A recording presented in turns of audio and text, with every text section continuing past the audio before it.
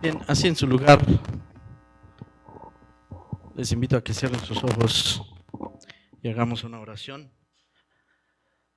Padre Celestial, agradecemos la bendición de estar reunidos en este lugar, la bendición que nos das como hijos tuyos de poder recibir tu palabra y seguir siendo instruidos en ella, poder conocer, Señor, tus planes, tus propósitos en nuestra vida, en la vida de la humanidad, profundizar aún más en tu propósito eterno, Señor.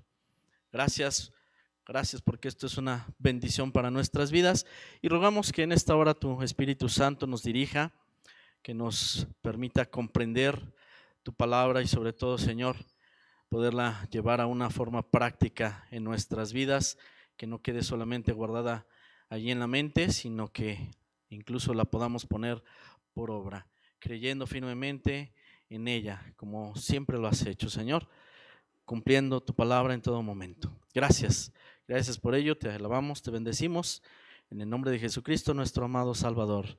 Amén. Vamos a abrir nuestras Biblias, hermanos, allí en el libro de Zacarías, capítulo 9. Capítulo 9 del libro de Zacarías.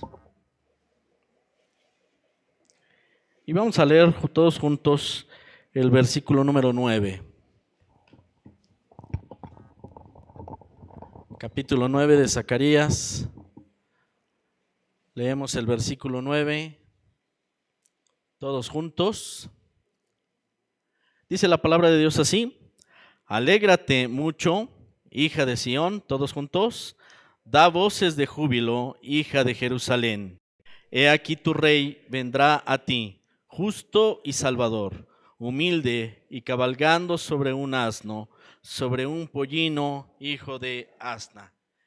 Bien, empezamos en este día lo que nosotros llamamos Semana Santa, Semana Mayor o Semana de la Pasión también, ¿verdad? En algunos casos es nombrada así. De hecho, el día de hoy le llamamos Domingo de Ramos, a veces por costumbre, ¿verdad? Le llamamos Domingo de Ramos, pero es que esta semana es muy importante para nuestra vida como cristianos, como hijos de Dios, como creyentes. ¿Por qué es importante? Porque esta semana, a través de la Biblia, vamos a ver que nos habla acerca de los últimos días de nuestro Señor Jesucristo en esta tierra. Los últimos días de nuestro Señor Jesucristo en Jerusalén. Son los últimos días en los que van a escuchar una palabra del Señor, donde van a escuchar consejo del Señor. Los últimos días en que el Señor va a enfrentarse, ¿verdad? Va a tener confrontaciones, van a cuestionarlo.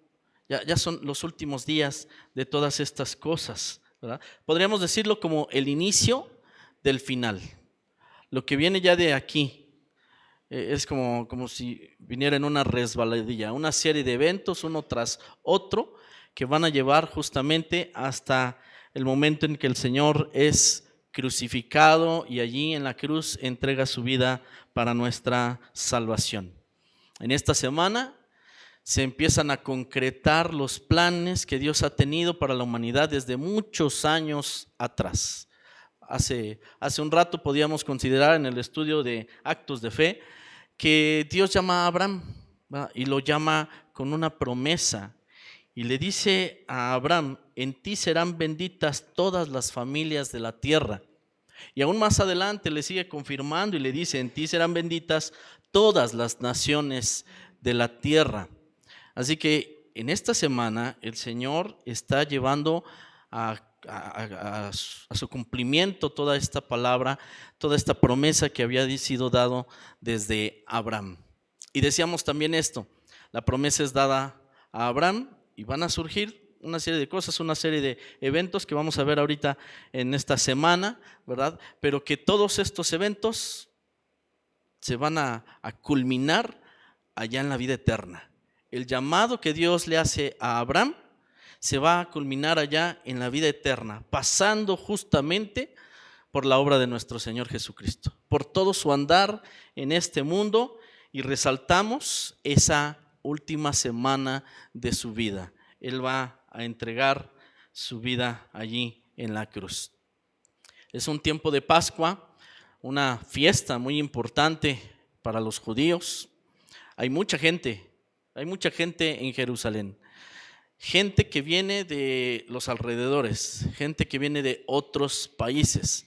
No es normal que haya tanta gente, a menos que sea esta festividad, ¿verdad?, de la Pascua. Así que, bueno, los judíos de todo el mundo viajan a Jerusalén, se congregan en este lugar para poder participar de la Pascua. Y es que resulta que en la Pascua todo gira alrededor del cordero que será sacrificado, ¿sí? Todo gira alrededor del cordero que será sacrificado. Y es que ese cordero, por una parte, es una sombra, ¿verdad?, de nuestro Señor Jesucristo. Y por otra parte, es para los judíos el tiempo de recordar la liberación de Egipto. Así que muchas cosas suceden. Dios mandó a Moisés que ese cordero fuera inmolado y la sangre fuera tomada para poner en los dinteles de las puertas, ¿verdad? Aquellas casas que estuvieran marcadas con la sangre del cordero, no habría muerte. Ningún primogénito moriría en esas casas.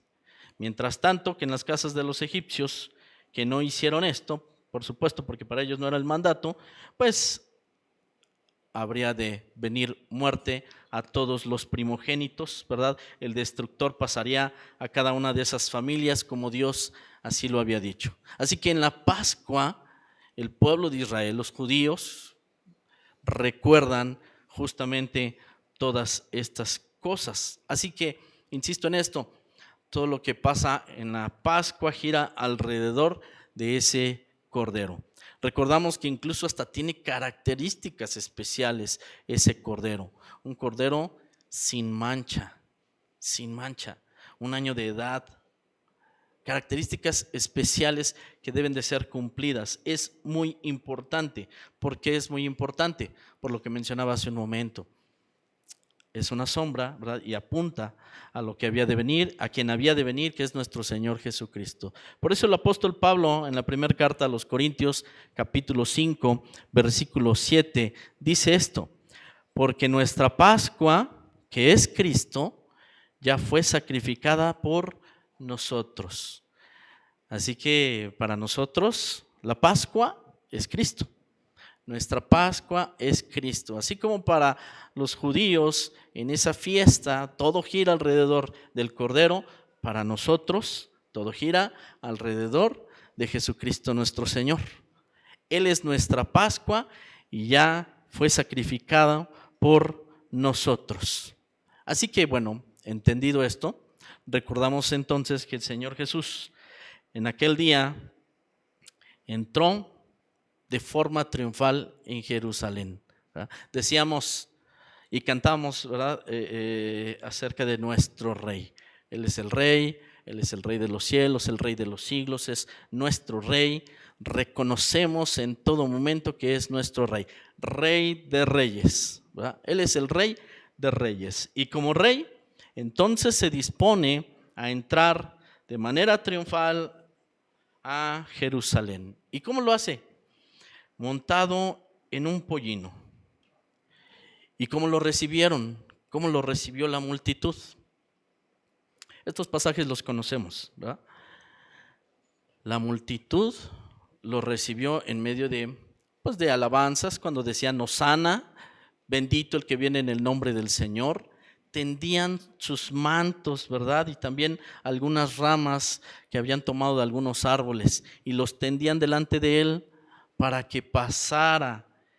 ¿Qué estaba sucediendo allí?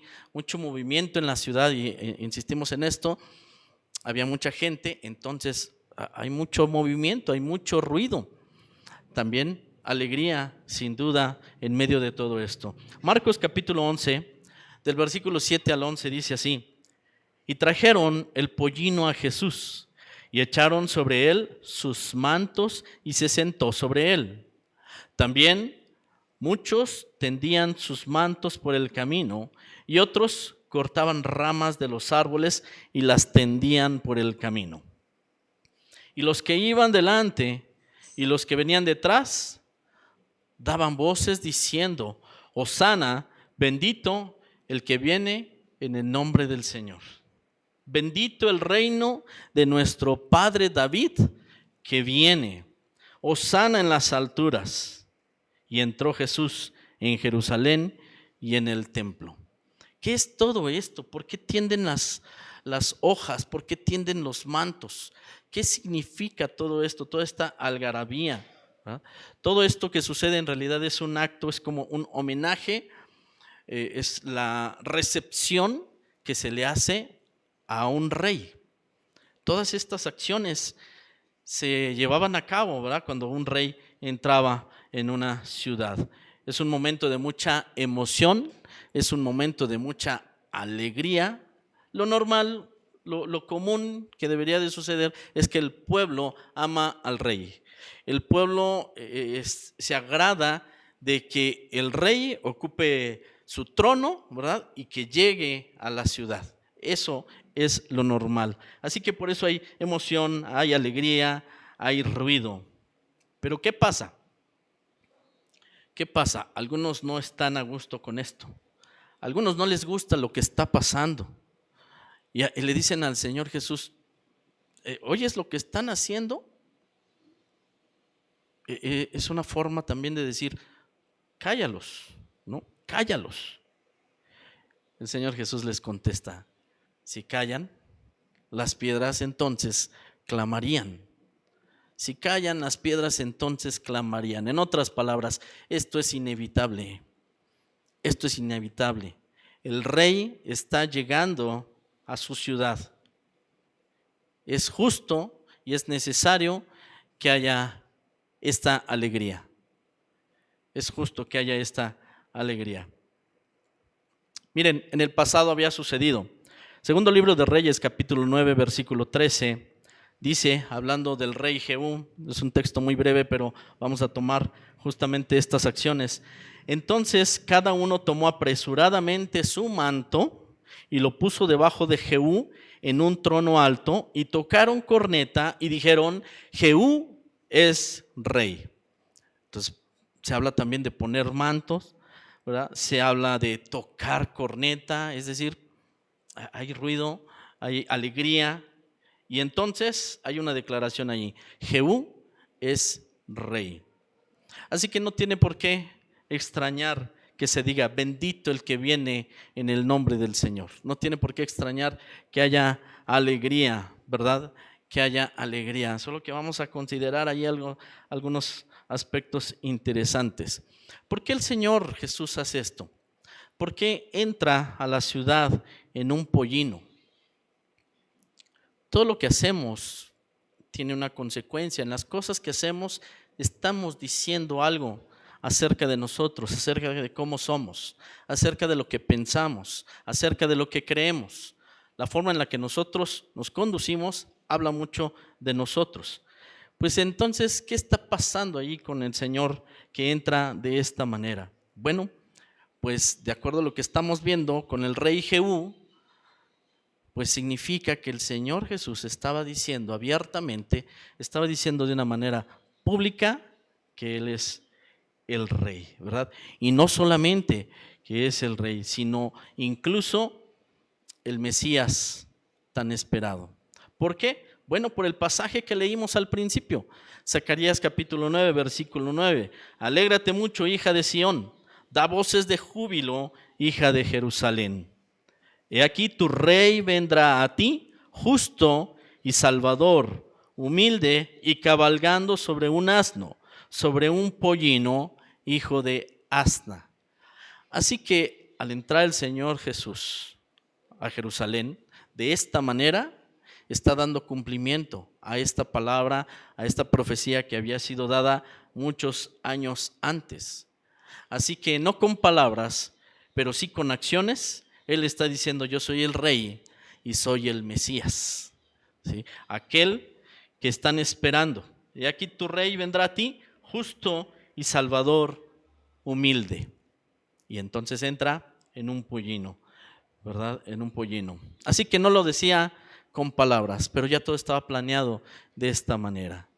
Dios lo había preparado de esta manera. Tan es así que por eso el Señor Jesús manda a 2 de sus discípulos a que trajeran aquel pollino.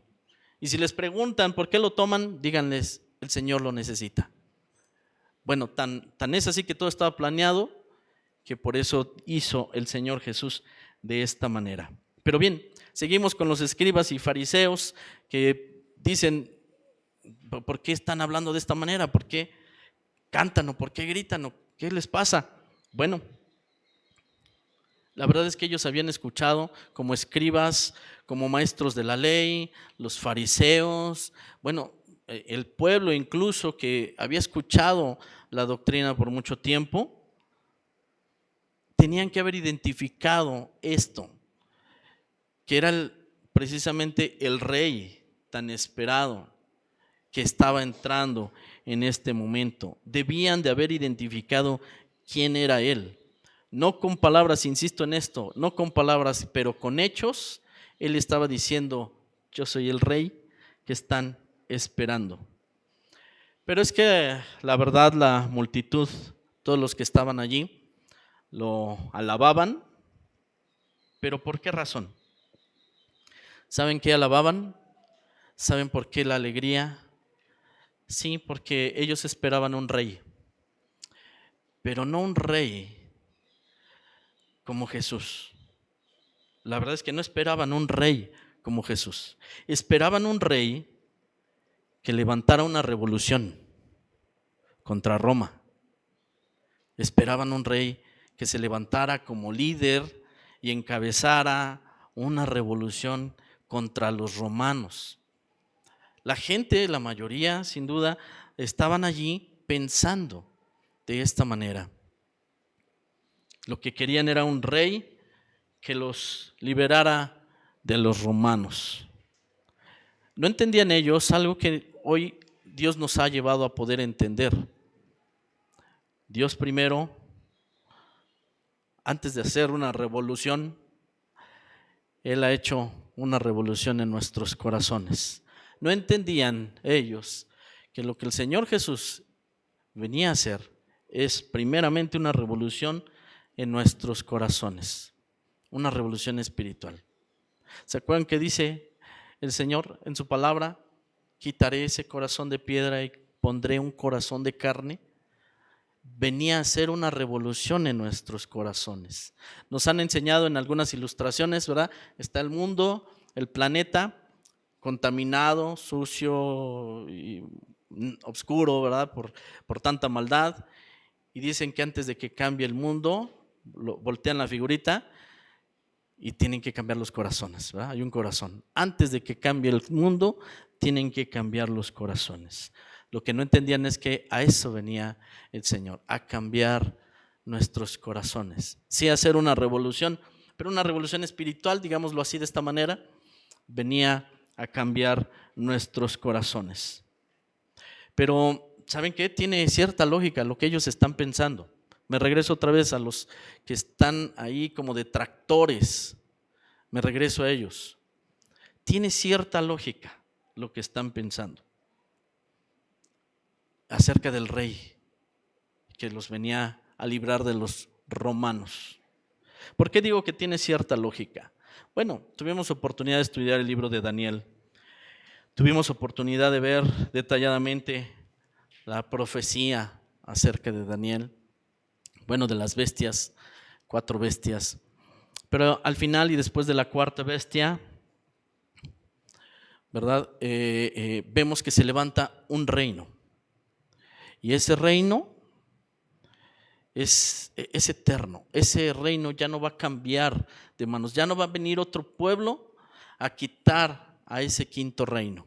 Y obviamente ese reino tiene un rey. Ellos estaban esperando. Ellos ya entendían que habían pasado de alguna manera los 4 reinos, había pasado Babilonia, habían pasado los medo-persas, habían pasado los griegos y estaban ahora los romanos. ¿Qué estaban esperando? Ya estaban esperando que viniera ese quinto reino. Y por supuesto ellos se veían allí en ese punto. Malentendían en realidad esto, ¿verdad? Y por eso se quejaban con el Señor. Por eso no podían entender estas cosas. No podían ver que era el rey entrando a su ciudad. No podían ver esto. Se ofenden incluso, ¿verdad? Se ofenden. La gente diciendo Hosana, que significa sálvanos ahora. Así que ellos veían que en ese momento iban a ser rescatados del yugo romano. Se iba a levantar este rey para que fueran librados del yugo romano. Eso veían. Vamos a decirlo, una visión limitada, una visión horizontal. Ellos no veían el plano eterno, ¿verdad?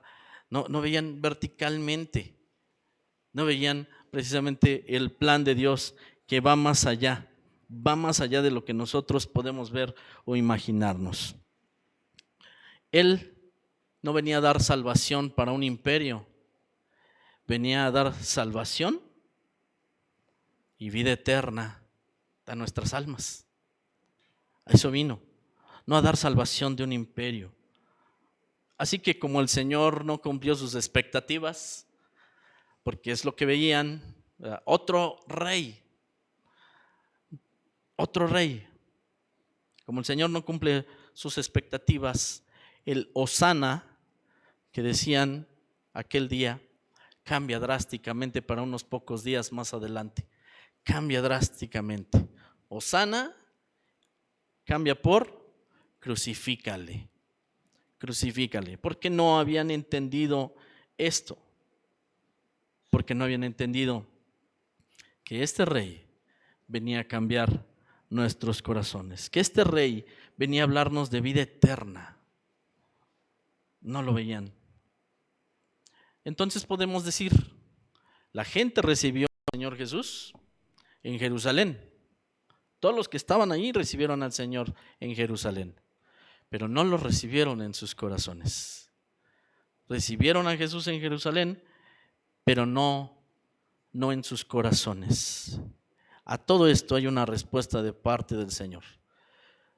A esta actitud hay una respuesta de parte del Señor. Lucas capítulo 19, versículos 41 al 44 dice así: y cuando llegó cerca de la ciudad, al verla, lloró sobre ella, diciendo: oh, si también tú conocieses a lo menos en este día lo que es para tu paz, mas ahora está encubierto de tus ojos. El Señor Jesús mira a Jerusalén, mira a la ciudad y viendo precisamente lo que sucedió, llora. Si al menos conocieras, si al menos entendieras lo que este día significa para ti. Versículo 43, porque vendrán días sobre ti cuando tus enemigos te rodearán con vallado y te sitiarán, y por todas partes te estrecharán y te derribarán a tierra y a tus hijos dentro de ti, y no dejarán en ti piedra sobre piedra, por cuanto no conociste el tiempo de tu visitación. ¿Cuál es la razón de esto que va a acontecer, que les está anticipando el Señor Jesús y que sin duda sucedió? No conociste el tiempo de tu visitación. Si supieras, si entendieras lo que este día significa para ti. Dirigiéndose a la ciudad, a Jerusalén, ¿verdad? Jerusalén. Dice también el Señor: ¿cómo deseo reunirte, pero no estás dispuesta? No había un corazón dispuesto, un corazón que en ese momento como ciudad recibiera al rey tal como él es. Querían recibir un rey de acuerdo a sus pensamientos, de acuerdo a sus razonamientos, un rey de acuerdo a sus propios deseos, un rey de acuerdo a sus propias intenciones, no el rey que en realidad es él. No querían recibirlo así, de esa manera. Así que no lo reciben en su corazón. Para nosotros, hermanos, es una invitación. Y no solo para nosotros, para aquellos que aún no han entregado su vida al Señor Jesús, que no han rendido su vida delante del Señor Jesús. Es una invitación esto que estamos recordando, la entrada triunfal, porque es la oportunidad de recibir a Jesús. ¿En dónde? En nuestros corazones. Es la oportunidad de recibirlo en nuestros corazones. Bien, también podemos decir es la oportunidad de afirmar en nuestras propias vidas que nosotros hemos abierto las puertas de nuestro corazón para que entre el Señor Jesús. Hemos abierto las puertas de nuestro corazón. Dice Apocalipsis capítulo 3, versículo 20. He aquí, yo estoy a la puerta y llamo. Si alguno oye mi voz y abre la puerta, entraré a él y cenaré con él y él conmigo. Dice, estoy aquí, estoy llamando a la puerta. Cada vez que hay una palabra, ¿verdad? Un mensaje acerca del sacrificio de nuestro Señor, de la salvación y la vida eterna que hoy podemos tener en Cristo Jesús, es un toque ahí en la puerta. Está tocando el Señor ahí a la puerta de nuestro corazón, para que lo dejemos entrar. Dice, si oyen mi voz y abren su puerta, entraré y cenaré con él y él conmigo. Hoy vemos todas estas cosas, meditamos en lo que el Señor ha hecho en nuestras vidas, de dónde nos ha sacado, lo que ha hecho en cada uno de nosotros, y decimos amén, amén, Señor. Sí, yo quiero estar contigo, yo quiero cenar contigo. No es algo que haya surgido de mi corazón, tengo que decirlo, no surgió en mi corazón, surgió en el corazón de nuestro Señor, pero nos lo hace extensivo para que nosotros podamos sentirnos invitados, podamos entender que es una realidad esta invitación, podamos tener presente que la vida eterna es una realidad, no es un bonito cuento, no es solo algo que es producto de mi imaginación, está escrito en su palabra, hay una promesa para todos, es la vida eterna. El Señor Jesús, aquel día, entrando a la ciudad, estaba diciendo, yo soy el Rey, yo soy al que están esperando. Y nosotros hoy le decimos, Rey de Reyes. Dejemos entonces que gobierne nuestras vidas. Entró como Rey, ¿sí, amén? Amén, entró como Rey. Y entonces es Rey de nuestras vidas, lo cantamos hace rato. Es Rey de nuestras vidas. Como tal, lo más lógico es que dejemos que Él gobierne nuestras vidas, que Él le dé dirección y sentido a nuestras vidas, que nosotros vivamos de acuerdo a todas sus enseñanzas. Eso es lo que Él espera de nosotros. Así que abrimos la puerta de nuestro corazón, ¿verdad? Abrimos la puerta de nuestro corazón para que entre el Rey. La entrada triunfal es la historia de un rey que vino humilde, montado sobre un pollino. Un conquistador que vino a conquistar con amor, gracia y misericordia. Triunfó porque venció el pecado y a la muerte. Y entonces, como resultado, nosotros hoy podemos vivir en paz con la esperanza de la vida eterna. Esa es una promesa presente, vigente y que tiene cumplimiento. Cuando nosotros seamos llamados por el Señor o Él venga por nosotros, ¿verdad? Ahí tiene cumplimiento esta palabra. Así que nos alegramos, hermanos, recordamos los eventos sucedidos. Aquel día entró el Rey, así como entró a nuestros corazones. Ahora somos hijos de Dios y nos alegramos por ello. Es un día de alegría y será una semana en donde podamos estar recordando la obra de nuestro Señor a favor de nosotros. Demos gracias a Dios. Cierren sus ojos. Padre Celestial, agradecidos contigo por la obra de nuestro Señor Jesucristo, tu Hijo, a quien enviaste para darnos salvación y vida eterna, a quien Señor para dar su vida en sacrificio por cada uno de nosotros. Gracias porque hoy podemos reconocer que Él es el Rey sobre nuestras vidas. Dé sentido a nuestras vidas, que nos marque la línea a seguir en cada aspecto. Y Señor, a veces en ese caminar podemos tropezar, pero te rogamos que nos ayudes a permanecer fieles, tomados de tu mano. Queremos verte cara a cara al final de nuestros días en este mundo. Gracias por tu amor, gracias por tu gracia, por tu misericordia, por la promesa de la vida eterna. Te damos gracias y te alabamos, te bendecimos en el nombre precioso de Cristo Jesús, nuestro Salvador. Amén. Amén. Dejo este lugar al pastor.